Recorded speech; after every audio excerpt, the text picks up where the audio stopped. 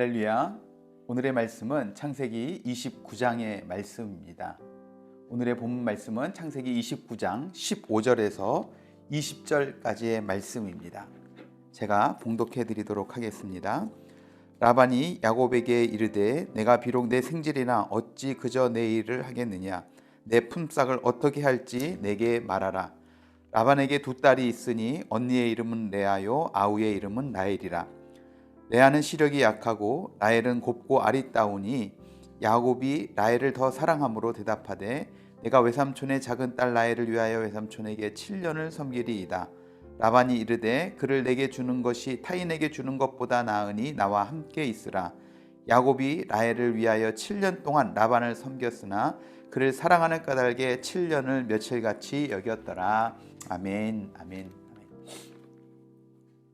오늘 말씀은 창세기 29장의 말씀으로서 오늘 본 29장 말씀서부터 이제 야곱의 도피 생활을 통해서 하나님께서 베델에서 하신 언약이 어떻게 지켜지고 또 야곱에게 풍성한 복을 주셨는가를 우리에게 보여주고 있습니다. 그래서 1절서부터 14절까지는 야곱이 하란에 도착해서 하나님의 인도함으로 외삼촌 라반을 만나는 이야기가 나오고 또 15절서부터 30절까지는 야곱이 라반에게 속아서 14년 동안 일한 대가로 이제 레아와 라헬을 아내로 얻는 이야기가 기록되어져 있습니다. 그리고 31절서부터 마지막 35절까지는 이제 두 아내로 인해서 가정에 불화가 생기고 하지만 하나님은 오히려 그것까지 이용하셔서 이스라엘 민족의 실질적인 조상이 되는 12아들을 주신 사건을 기록하고 있습니다. 창세기 29장은 이제 시련 속에서 성장하는 야곱의 믿음과 또 구속사를 이루시는 하나님의 섭리를 우리에게 보여주고 있습니다. 주전 6세기 때에 있었던 일입니다. 페르시아의 크로스라는 대왕이 이제 적장과 가족들을 사로잡고 그에게 물었습니다. 너에게 자유를 준다면 너는 나에게 무엇을 주겠느냐? 그랬더니 그 적장이 재산의 절반을 바치겠나이다 라고 이야기합니다. 그럼 너의 자식도 자유케 한다면 너는 나에게 또 무엇을 바치겠느냐? 그랬더니 남은 절반의 재산을 다 드리겠습니다. 그럼 너의 아내를 석방한다면 너는 나에게 무엇을 주겠냐? 라고 물었습니다. 곁에 있던 아내는 몹시 걱정스러운 얼굴이 되어 쳐다봤어요. 자신을 위해서 더 이상 내어줄 것이 없었기 때문이다 하는 것이죠. 그래서 꼼짝없이 이제 자기는 죽게 되었다라고 판단했습니다. 그런데 그때 그 장군은 자신 있게 대답하기를 제 목숨을 바치겠습니다 라고 이야기했다는 겁니다. 자기 생명을 구원하기 위해서는 재산의 절반을 내어주고 또 자식들을 구하기 위해서도 나머지 재산의 절반을 내어주지만 아내의 생명을 구하기 위해서는 자기의 생명까지도 아낌없이 희생하고자 하는 이 사랑이 얼마나 아름답고 감동적인 사랑인지 모릅니다. 오래전의 이야기입니다. 폴란드의 귀족 출신이 캐서린이라는 여성은 당시 스웨덴의 왕자였던 존과 결혼을 했습니다. 근데 권력 다툼에 휘말려서 그만 그의 남편 존은 형 에릭에 의해서 평생 동안 감옥살이를 하게 되었습니다. 이 소식을 전해 들은 캐서린은 급히 왕에게 나아가서 간청을 했습니다. 저를 남편과 함께 감옥으로 보내주십시오. 그랬더니 왕이 이야기하기를 캐서린, 그대의 남편은 평생 동안 다시는 햇볕을 보지 못하게 됩니다. 그대는 그것을 알고도 그런 간청을 하는가? 네, 잘 알고 있습니다. 그러나 그가 무죄이건 유죄이건 간에 존 왕자는 저의 변함없는 남편입니다 라고 이야기했다는 겁니다. 왕은 측은하다는 눈빛으로 바라보면서 그녀에게 다시 말했어요. 짐의 생각으로는 그대의 남편이 감옥에 보내지는 순간부터 그대는 그와의 서약에서 풀려났다고 여겨진다 라고 이야기하자 캐서린은 자기의 결혼 반지를 빼서 들고서 그렇게 이야기했습니다. 그렇지 않습니다. 부디 이 반지에 새겨진 문구를 읽어봐 주십시오. 거기에는 오직 죽음으로서만 이라는 문구가 새겨져 있었습니다. 그래서 캐서린은 17년 동안 그녀의 남편과 함께 감옥에서 보냈어요. 그러다가 국왕 에릭이 사망한 후에 드디어 햇볕을 다시 보게 되었다는 이야기입니다. 사랑하는 아내를 위해 자기의 목숨을 내놓은 장군, 사랑하는 남편과 함께하기 위해 17년 동안 어두운 지하 감옥 생활을 마다하지 않았던 캐서린, 어쩌면 이들 모두 어리석은 사람이라고 생각될 수도 있을 겁니다. 그러나 바로 이것이 사랑의 힘입니다. 불타는 사랑은 때로 삶의 강력한 에너지가 되어 어떤 역경도, 고통도, 아픔도 견디고 이길 수 있는 힘이 되기도 합니다. 근데 오늘 창세기 29장에서 우리는 이 사랑의 힘을 다시금 보게 되어집니다. 야곱이 형 에서를 피해서 외삼촌 라반의 집으로 도망을 갑니다. 라반을 만나기 전에 먼저 라반의 양을 치던 라헬을 먼저 만납니다. 그런데 이 장면을 보면 재밌는 모습을 소개합니다. 2절 말씀에 보면 우물을 큰 돌로 덮어놨습니다. 그래서 여러 목자들이 우물 아귀에 돌을 옮겨야 그 함께 모였던 그 목자들의 양들이 물을 먹게 할 수 있었어요. 8절 말씀에 보면 그렇게 이야기하지 않습니까? 그런데 10절 말씀에 보면 그렇게 이야기합니다. 야곱이 그 외삼촌 라반의 딸 라헬과 그의 외삼촌의 양을 보고 나아가 우물 아귀에서 돌을 옮기고 외삼촌 라반의 양떼에게 물을 먹이고 라고 이야기해요. 여러 목자들이 모여서 함께 그 돌을 옮겨야, 큰 돌을 옮겨야 되는데 라헬을 보고 라헬의 양에게 물을 먹이기 위해서 그냥 그 큰 돌을 그냥 치워버리는 겁니다. 어디서 야곱이 이런 힘이 나왔을까요? 그리고 오늘 우리가 읽은 본문 말씀에도 이런 표현이 나오죠. 20절에 야곱이 라헬을 위하여 7년 동안 라반을 섬겼으나 그를 사랑하는 까닭에 7년을 며칠같이 여겼더라 말합니다. 그렇게 7년을 또 섬겼는데 라반이 라헬이 아니라 레아를 신부로 보냅니다. 그러면서 라헬을 아내로 맞이하기 위해서는 7년을 더 섬기라고 말해요. 그런데 30절 말씀에 보면 또 이렇게 이야기합니다.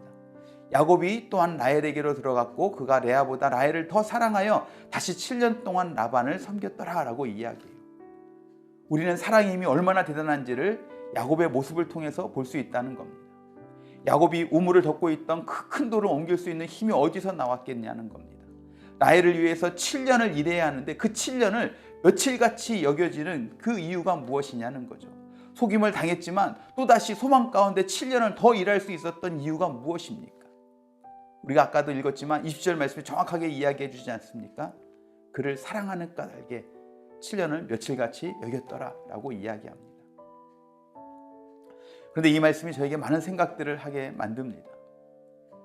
야곱이 7년을 며칠같이 여겼다는 이야기 속에서 하나님과 우리와의 관계에서도 적용해 볼 수 있습니다. 여러분, 신앙생활이 무엇입니까? 결국 신앙은 관계입니다. 관계란 사랑의 관계이고 그 관계가 깊어져 갈 때 신앙이 깊어져 가는 것입니다. 신앙은 어떤 일, 사역이 아닙니다. 그것은 그 다음의 일이죠. 사랑하다 보니 나도 모르게 사역, 일, 헌신 이런 것들이 나오는 것이지 그것이 우리의 목표가 아니다 하는 겁니다. 사랑하다 보니 섬기게 되는 것이고 섬기다 보니 그것이 나에게 기쁨으로 오는 것입니다. 사랑하지 않고 일을 하면 내가 이용당한다는 느낌이 듭니다. 교회 일도 열심히 했는데 어느 날 보니 내가 마치 희생을 당한 것처럼 느껴지는 것은 사랑이 없기 때문입니다. 사랑하기 때문에 사랑하는 사람을 위해서 희생하는 것은 피곤하지 않고 내가 희생당한다는 느낌이 아닌 오히려 특권이고 감사의 제목이 되어진다는 것입니다. 사랑의 힘, 사랑의 위력을 보면서 우리를 점검해 봐야 될 필요가 있다는 겁니다. 여러분, 부활하신 후 주님은 배반하고 떠나버린 베드로를 찾아주셨습니다.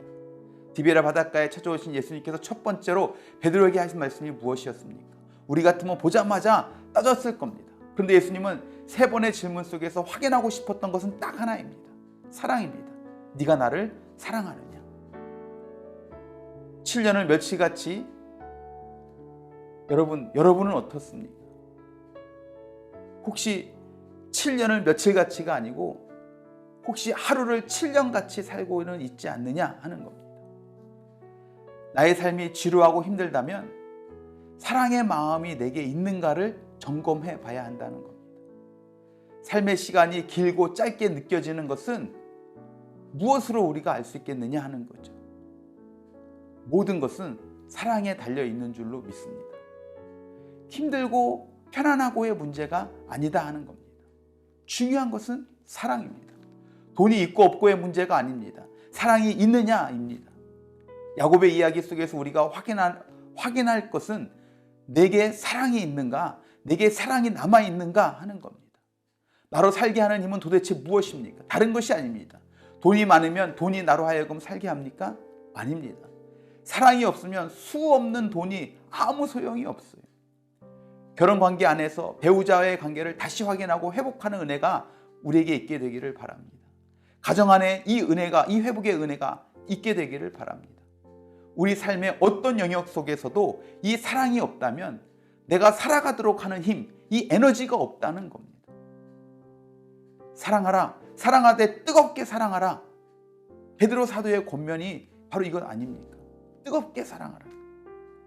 여러분, 주님을 사랑하고 이웃을 사랑하는 그 뜨거운 사랑이 우리 안에 다시금 샘솟듯 넘쳐나게 되기를 주님의 이름으로 축원합니다. 오늘 우리에게 필요한 것은 바로 사랑입니다. 그 사랑이 있을 때 7년을 며칠같이 이겼던 그 야곱의 삶이 우리도 가능함을 믿고 내 안에 사랑의 감정이 식어 있다면 하나님 그 사랑을 다시 불타오를 수 있도록 다시 지펴주십시오. 그 사랑의 힘으로 살게 해주십시오라고 주님 앞에 간구하는 저와 여러분들이 될 수 있기를 바랍니다. 기도하시겠습니다. 사랑과 은혜가 풍성하신 주님, 오늘 야곱의 모습 속에서 사랑의 힘이 얼마나 큰가를 또 다시 한번 생각해 보게 됩니다. 하나님, 우리 안에 주님을 향한 뜨거운 사랑이 있을 때 그 사랑이 우리로 하여금 올바르게 신앙생활하며 열심을 가지고 열정을 가지고 신앙생활하게 만들 것을 우리가 또 믿음으로 바라봅니다.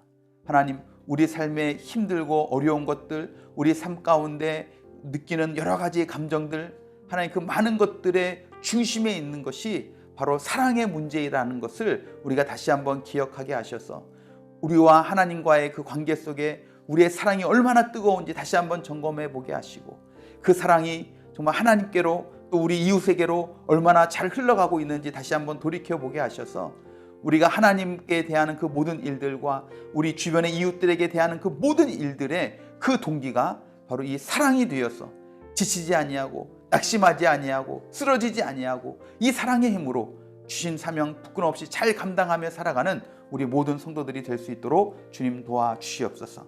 그렇게 오늘 하루도 그 주의 사랑 안에 정말 감격하며 감사하며 살아가는 복된 날이 되게 해주실 것을 믿고 감사드리며 사랑이 많으신 예수 그리스도의 이름으로 간절히 기도드렸사옵나이다. 아멘. 아멘.